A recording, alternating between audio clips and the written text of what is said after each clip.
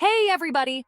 Welcome to our very first episode of C.T.MentorPsych, where we try to make sense of this crazy thing we call life. Today, we're diving headfirst into a topic that's been weighing heavily on all of us: how current wars are messing with our mental well-being. Let's face it, folks, we live in a world where we're constantly bombarded with news. And it's not always pretty. From the ongoing conflict in Israel to the war in Ukraine, it feels like everywhere we turn, there's another crisis unfolding. It's easy to feel overwhelmed, anxious, and downright helpless. But here's the thing: it's okay to not be okay. It's perfectly normal to feel deeply affected by what's happening in the world. So grab your favorite beverage, settle in, and let's unpack this together. Because in a world that often feels like it's falling apart, taking care of our mental health is more important than ever. Remember the good old days when you had to wait for the evening news to find out what was happening in the world? Yeah, me neither.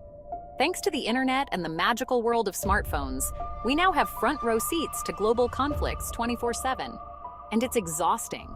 It's like having a never-ending news ticker tape running through our brains, constantly reminding us of the suffering and turmoil happening across the globe. We see the images of destruction, hear the stories of loss, and feel the collective weight of human suffering. While staying informed is crucial, this constant exposure to negativity takes a toll. It's like eating nothing but junk food. Eventually, our mental health starts to suffer. So how exactly does this non-stop news cycle impact our mental well-being? Well, imagine your brain as a car battery. Every time you see a distressing news story, it's like draining a little bit of that battery power. Over time, this constant drain can lead to a whole host of mental health issues. We're talking increased anxiety, heightened stress levels, difficulty sleeping, and a general sense of unease. And for those already struggling with mental health conditions, it can exacerbate existing symptoms. Think about it. When you're bombarded with images of war and conflict, your brain goes into fight or flight mode. Your body releases stress hormones like cortisol, which can lead to feelings of anxiety and fear, even if you're not in any immediate danger. It's like your brain is stuck in a perpetual state of, oh my God, the world is ending. And let's be real, that's not a fun place to be. Empathy, fatigue, caring too much, hurting too much. Now, you might be thinking, but John, shouldn't we be caring about these issues? Isn't empathy a good thing? And you're right, it absolutely is. Empathy is what makes us human, what allows us to connect with others and build a more compassionate world. But here's the catch. There's such a thing as caring too much. When we're constantly exposed to suffering, we can experience something called empathy fatigue. It's like our empathy reserves get depleted, leaving us feeling emotionally drained, numb, and even cynical. Think of it like this: you can't pour from an empty cup. If we're not taking care of our own mental and emotional well-being, we won't have the capacity to care for others in a meaningful way. Social media, a blessing and a curse. Ah, social media. The digital landscape where we connect with friends, share cat videos, and get bombarded with even more news about global conflicts. It's a double-edged sword, folks. On the one hand, social media can be a powerful tool for raising awareness about important issues, mobilizing support, and connecting with others who share our concerns.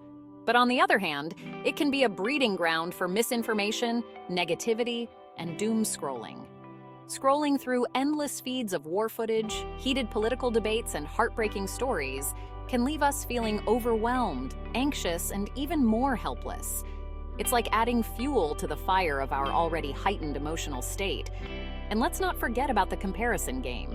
Social media often presents a curated version of reality, making it easy to feel like everyone else is handling these global crises with grace and composure while we're over here stress-eating our weight in potato chips. Finding balance in a world of chaos. Okay, so we've established that current wars and the constant barrage of news can seriously mess with our mental health.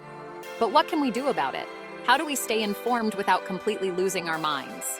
First and foremost, it's crucial to limit your news intake. I know, it's tempting to refresh Twitter every 5 seconds to get the latest updates. But remember what we talked about earlier.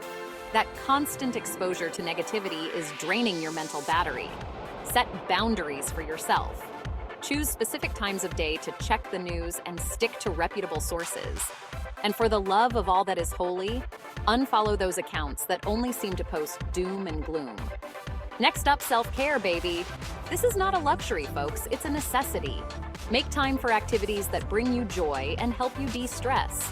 Whether it's reading a book, taking a bubble bath, or going for a run, prioritize activities that nourish your mental and emotional well-being.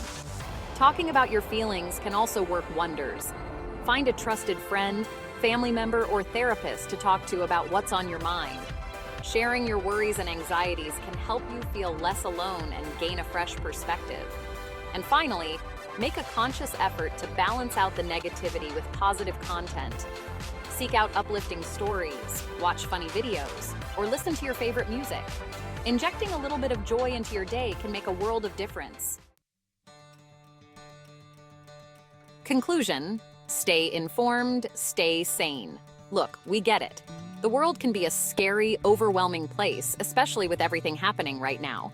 It's easy to feel helpless, anxious, and like you're constantly on edge.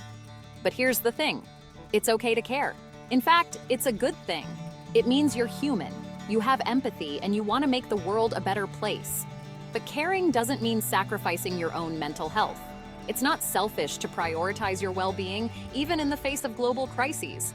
In fact, it's essential, because when we take care of ourselves, we're better equipped to show up for others, to be informed citizens, and to contribute to positive change.